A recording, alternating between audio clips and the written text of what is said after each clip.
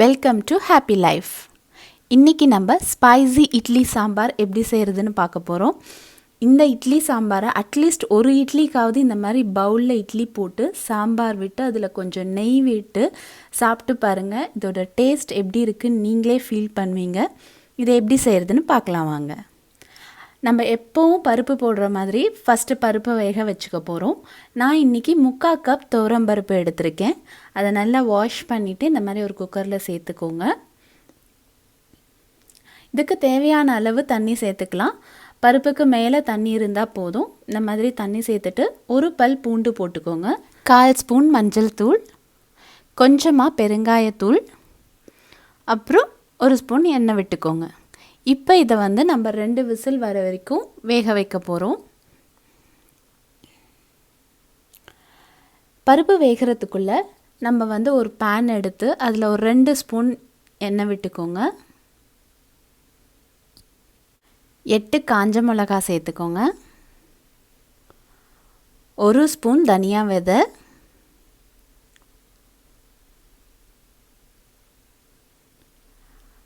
1/2 spoon மிளகு, 1/2 spoon ஜீரகம், 1/2 spoon கடலைப்பருப்பு, கொஞ்சமாக வெந்தயம், ஒரு 4 வெந்தயம் போட்டுக்கலாம், 1/2 ஸ்பூன் கடுகு. இப்போ இது எல்லாத்தையும் சேர்த்து நம்ம லைட்டாக ஒரு பொன்னிறம் வர வரைக்கும் இந்த மாதிரி வறுக்க போகிறோம். ரொம்ப தீஞ்சிடக்கூடாது. தீஞ்சிடுச்சுன்னா நம்மளுக்கு டேஸ்ட் கெட்டு போயிடும். அதனால் லைட்டாக பொன்னிறம் வர அளவுக்கு சிம்மில் வச்சு வறுத்துக்கோங்க. இந்த மசாலாலாம் ஆறின உடனே நம்ம ஒரு மிக்ஸி ஜாரில் சேர்த்துக்க போகிறோம். ஒரு 2 இன்ச் அளவு தேங்காய் பத்தை இதில் சேர்த்துக்க போகிறோம்.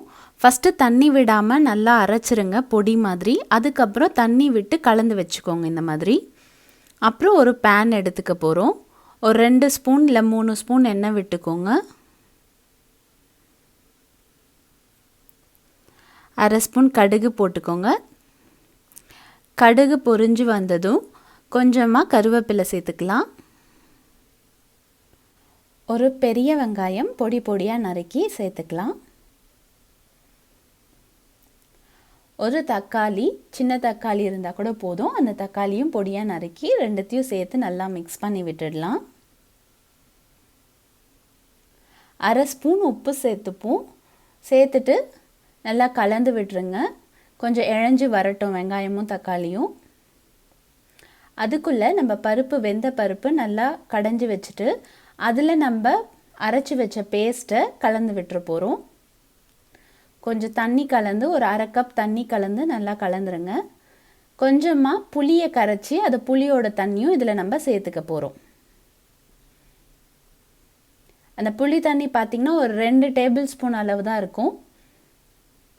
கொஞ்சம் தண்ணி சேர்த்துட்டு இந்த மாதிரி பருப்பை நல்லா மிக்ஸ் பண்ணி வச்சுக்கோங்க. நம்ம வெங்காயமும் தக்காளியும் கொஞ்சம் வதங்கிடுச்சு. இப்போ நம்ம அந்த பருப்பை இதில் சேர்த்துடலாம். நல்லா 1 கப் தண்ணி விட்டு அலசி இதில் சேர்த்துக்கலாம். இது நம்ம ஆஸ் யூஷுவல் சாம்பார் எப்படி வைப்போமோ அந்த கன்சிஸ்டன்சி அளவுக்கு நம்ம தண்ணி விட்டு கலந்துக்கோங்க. மேலே கொத்தமல்லி தூவி விட்டுடலாம். உப்பு மட்டும் செக் பண்ணிக்கோங்க. உங்களுக்கு உப்பு தேவைப்பட்டால் கொஞ்சம் சேர்த்துக்கலாம். கொதி ஒரு 2 நிமிஷம் கொதிக்கட்டும்.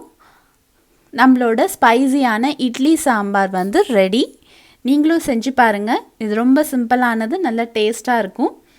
செஞ்சு பார்த்து என்ஜாய் பண்ணுங்கள். தேங்க்ஸ் ஃபார் வாட்சிங். Happy life.